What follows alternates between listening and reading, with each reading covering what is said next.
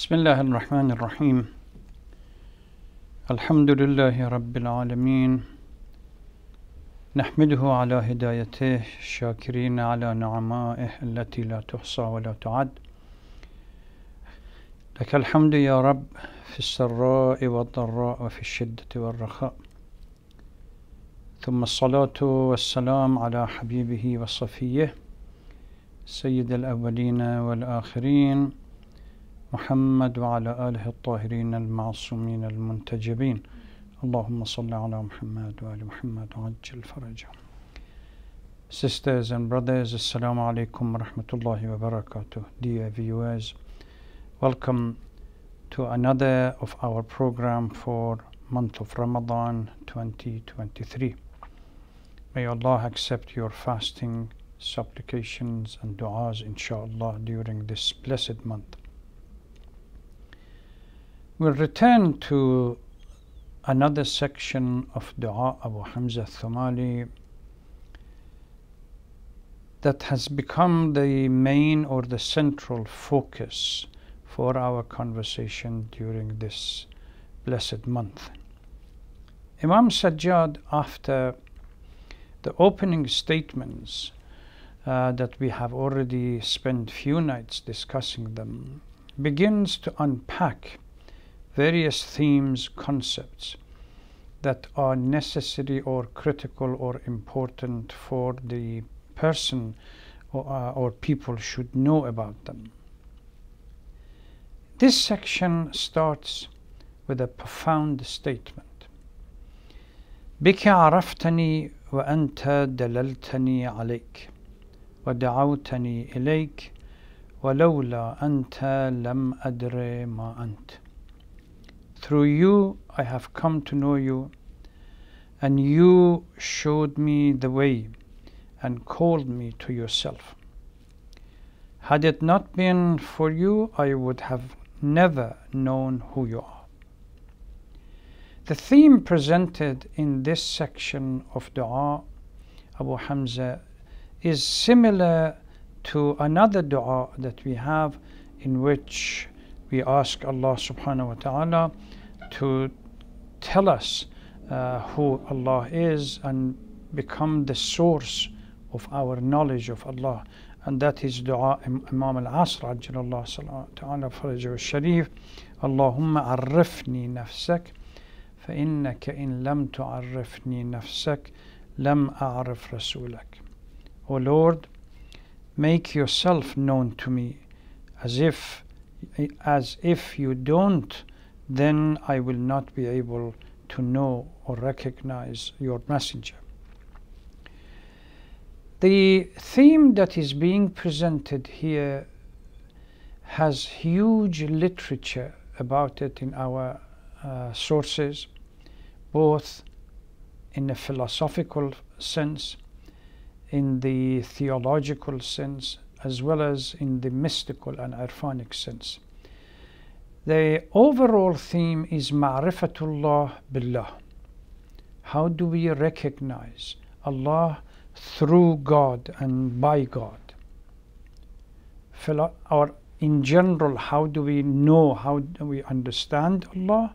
But particularly this subset of that debate, what should we do to recognize Allah subhanahu wa ta'ala, but through Allah? I need to explain this a little bit further. Essentially, the Holy Quran considers human being to be intrinsically, existentially, or fitri creatures that they need to know about their Creator. And the search for this mystery is engraved within human being. Human being and human disposition is inclined towards searching for finding out the unknown in here. We have a hadith that says كل مولود يولد على الفطرة. Every birth is pure and ready to grow up pure because of that intrinsic disposition towards Allah subhanahu wa ta'ala. Or the famous hadith, Man arafa nafsah faqad arafa rabbah. Ma'rifatun nafs is synonymous to Ma'rifatullah. Within such worldview, Quran repeatedly calls people to reflect, ponder, learn. أفلا تعلمون أفلا تتذكرون أفلا تعقلون. And the final goal of learning in Islam for human being is to awaken their own intellectual and spiritual nature, which is in the divine image and found in the heart. The heart is considered to be the most important segment, not this fleshy part of it, but the essence of human being. Quran holds that this heart, once is detached from the sacred, which is Allah subhanahu wa ta'ala, it dies. We have a hadith both from the Holy Prophet ﷺ as well as Amir al-Mu'mineen that إن هذه القلوب تستأ كما يستأ الحديد, that rusts, the human heart, if they are detached from the source of reality, from Allah subhanahu wa ta'ala, they rust and ultimately they die. And this is why in the verse in the Surah Anfal, يا أيها الذين آمنوا استجيبوا لله وللرسول إذا دعاكم لما يحييكم. إحياء means to reawaken, to give life to something which is dead. Respond to Allah and the Messenger when he calls you to what gives you life. Sometimes we have other verses in the Holy Quran that criticizes people that do not ponder. In a Hadith Qudsi that I recited or I read in a couple of sessions ago, Allah subhanahu wa ta'ala makes it clear that He is the only living reality that doesn't die. يا ابن آدم أنا حي لا أموت أطعني فيما أمرتك أجعلك حيا لا تموت. If you want longevity or to become eternal, then you have to submit to the command of Allah and become true abd. And once you do that, then Allah subhanahu wa ta'ala grants us that longevity. Otherwise, we are not eternal and we will die. It follows from this statement that there is no true life but the life that is connected to Allah subhanahu wa ta'ala. And no true being but the being which is connected to the real being, and that is God. Ma'rifah, that we see it, man arafa nafsahu arafa rabbah, or the عرفني نفسك فإنك إن لم تعرفني نفسك, or the hadith that says بك عرفتني وأنت دللتني عليك. All these concepts of ma'rifah means recognition. To recognize is nothing but the life with God. To recognize that our life once is connected to the source of reality, then it becomes worthy and of living. So we should understand that there is a profound difference between knowing and learning comes from ilm ya'lamun, and ma'rifah, which is the recognition or recognizing, which is a special kind of knowing that one recovers that has already been known but we have forgotten. So if we over time we lose consciousness of that reality, we become forgetful, that knowledge that was originally fitri and existential, which was engraved in our human disposition, is lost, and then over time the main goal of human being becomes a clear understanding of recovery, a process of recovery, to remember and rediscover and recognize what we have lost and we have forgotten.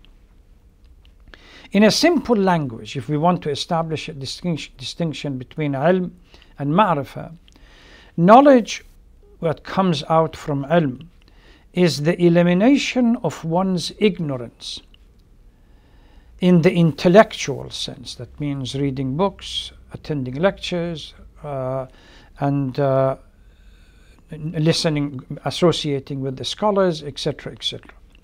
But ma'rifah is the elimination of our amnesia, what we have forgotten so far in our life. There is a famous verse in the Holy Quran, A'raf 172, وَإِذْ أَخَذَ رَبُّكَ مِنْ بَنِي آدَمَ مِنْ ظُهُورِهِمْ ذُرِّيَّتَهُمْ وَأَشْهَدَهُمْ عَلَىٰ أَنفُسِهِمْ أَلَسْتُ بِرَبِّكُمْ قَالُوا بَلَىٰ. This is in reference to pre-temporal existence, and that Allah subhanahu wa ta'ala says this is a covenant, a mithaq or ahd between Allah subhanahu wa ta'ala and human being. That during that temporal reality, that Quran says, min bani Adam min dhuhurihim dhurriyatahum, actually took their spirit and their life out. And in essence, what this verse in the Holy Quran is talking about is that fundamental relationship between Allah subhanahu wa ta'ala and human being is a simple premise: direct recognition of Allah's lordship, which we have already done so, and human disposition refers to that. We have already done so at the pre-temporal life that Allah subhanahu wa ta'ala asks us. We have already, that ahd and mithaq has already been done. And أن تقولوا يوم القيامة إنا كنا عن هذا غافلين. Ghafla means to be forgetful. So that on the day of judgment, we will not say, why didn't you do this? Because we became forgetful, we forgot. So the true goal and endeavor and the jihad that we have in our life is to struggle, is the journey of rediscovery and recovery. Ma'rifah is the elimination of the amnesia that and rectifying the heart to become the primary human task in their lives. We see this avoidance of using the heart in the process of ma'rifah. Allah subhanahu wa ta'ala refers in a number of verses in the Holy Quran, criticizes us human beings for the absence of this recovery. أَلَمْ يَأْنَ لِلَّذِينَ آمَنُوا أَن تَخْشَعَ قُلُوبُهُمْ لِذِكْرِ اللَّهِ. As in the time to rectify the heart and remember Allah subhanahu wa ta'ala. Hadith 16. Sometimes Allah subhanahu wa ta'ala criticizes, أَفَلَا يَتَدَبَّرُونَ الْقُرْآنَ أَمْ عَلَى قُلُوبٍ أَخْفَالُهَا. They don't reflect, they don't think, they don't recover, and they don't accept Quran. It's as if there is a lock on their hearts and they are not responding. Surah Muhammad verse 24. ثُمَّ قَسَتْ قُلُوبُكُمْ من بعد ذلك فهي كالحجارة أو أشد قسوة. The heart, your heart, which is supposed to be the source or the mean, the conduit by which this recovery should take place, becomes so hardened, so detached from the source of reality that it becomes like a rock, or worse than a rock. And then, metaphorically speaking, Quran says it is totally possible for the rock, despite its hardness, for, say, to crack open and water to go through it. But unfortunately, the hearts of human beings, once they are hardened and naskh takes place, استحوذ عليهم الشيطان فأنساهم ذكر الله, you get to the stage where it doesn't crack, it doesn't submit, it doesn't contemplate, it doesn't recover, remains in the state of absolute amnesia, the way it is. So this is why another verse in the Holy Quran, it condemns human beings or chastises them. لَهُمْ قُلُوبٌ لَا يَعْقِلُونَ بِهَا. Qalb, the essence of human soul is there, but they don't use it. This ma'rifah comes through the heart, not through the brain. Ilm and intellectual, the process of jihad to eliminate our ignorance uses the conduit of brain. But the process of elimination, ma'rifah, recognition, and so on, that has to come from the heart. This requires the heart to be used. By placing the awareness and understanding in the heart, we begin to notice the distinction between ilm and ma'rifah. Ilm is an information we get from outside, which is, as I said, knowledge that we gain through lectures, direct. But ma'rifah is something that comes from inside, direct and first hand, unmitigated, directly comes to the heart. بك عرفتك وأنت دللتني عليك ولولا أنت لم أدر ما أيت. My aunt introduces this concept of direct and first-hand knowledge from within, needed to recognize Allah subhanahu wa ta'ala. That is the ma'rifah that we talked about. Again, we go back to the Quran. Quran outlines a number of ways when it comes to understanding Allah subhanahu wa ta'ala and recognizing Allah. The best hadith that has combined all of these various ways, there is a hadith from Amir al-Mu'mineen salawatullah wa salam alayhi, إنما عرف الله جل جلاله نفسه إلى خلقه بالكلام والدلالات عليه والأعلام. Sometimes words, which we have it as a theological principle that revelation comes to guide us through, and prophets and so on. And aql, which is the philosophical approach. But Imam says, A'rafullah billah. Again, ma'rifatullah billah that we just talked about. Imam Zain al-Abidin begins this section of the Du'a Abu Hamzeh al-Thumali. بك عرفتك, ma'rifah comes from Allah subhanahu wa ta'ala. A'rafullah billah. فنحن عرفنا الله بالله فبه عرفنا. Ahlul Bayt, we have gained the knowledge, recognized Allah through Allah's direct knowledge to the heart. Because nothing outside this ma'rifah that comes from direct, unmitigated gift that Allah subhanahu wa ta'ala gives it to the receptive hearts, nothing else will actually guide us to clear understanding of Allah subhanahu wa ta'ala, because everything else does not give us the full picture. Du'alab al-Yamani asks the Amir al-Mu'mineen salawatullah salam alayhi, هل رأيت ربك يا أمير المؤمنين؟ فقال نعم لم أكن أعبد ربا لم أره. Yes, I did and I do. I'm not going to a'bud, to be a servant to a Lord that I do not see. فقال كيف رأيته؟ فقال لم تره الأبصار بمشاهدة العيان. It's not something that you can see through the eyes. But بل رأته القلوب بحقائق الإيمان. It's when the qalb, the heart, becomes receptive, then it is the time to be able to recognize that. And part of these verses in the Holy Quran, what Amir al-Mu'mineen salawatullah salam alayhi refers to as kalam, dilalat, and so on, we see it in other verses in the Holy Quran. سَنُرِيهِمْ آيَاتُنَا فِي الْآفَاقِ وَفِي أَنفُسِهِمْ.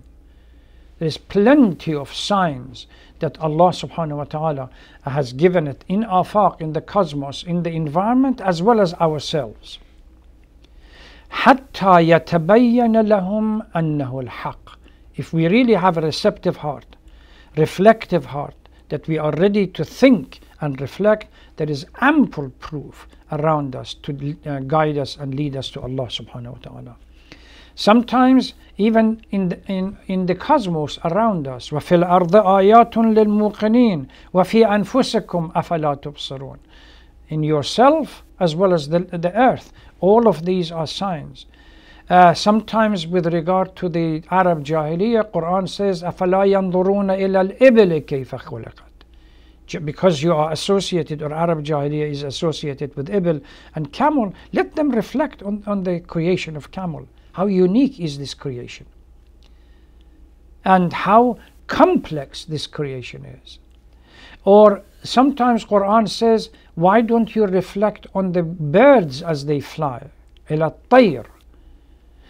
So all of these are signs that Allah subhanahu wa ta'ala has left us in the environment around us if we really want to reflect and think. In our literature, they say that in this ilm and ma'rifah, the distinction between ilm and ma'rifah, it's divided into two broad concepts. Al-ilm al-husuli and ilm al-huduri. Ilm al-husuli is a knowledge that we spend time through intellectual process to learn. We go through lectures, readings, reflection, and so on and so forth. Ilm al-huduri, which is the essence of certain type of knowledge, you really have to be present before Allah subhanahu wa ta'ala. The heart has to have left everything behind and reach the point where Allah grant us that privilege. The knowledge that comes is not from books. And we see a number of stories in the Holy Quran. One of them is the story of Khidr, where عَلَّمْنَاهُ مِنْ لَدُنَّا عِلْمًا, and we taught this person unique knowledge. Even the story of Yusuf, for example, he was given that knowledge, the knowledge of interpreting dream, etc., etc. That once he reached the age of maturity, Allah subhanahu wa ta'ala gave him this. There is a number, Suhuf Idris, for example, بالحق عرف الحق وبالنور اهتدي إلى النور وبالشمس أبصرت الشمس. This is another way of recognizing Allah subhanahu wa ta'ala as the best method that we can recognize and understand and have ma'rifah and of Allah subhanahu wa ta'ala is directly through that blessing and the grace that Allah grant us when we submit to the command of Allah subhanahu wa ta'ala. This is the concept that Imam Sajjad has outlined here, and inshallah in the next lecture we will unpack it a little bit more and explain it further. Again, thank you very much for listening. May Allah bless you all, and during this month please think of everybody else in your prayers, and try to use whatever is left of this month. Already 10 days or 11 days have gone, or nearly 13 days have gone. Then soon the end of the month will arrive and we haven't done much. May you be blessed. Thank you very much for listening. Wassalamu alaikum wa rahmatullahi wa barakatuh.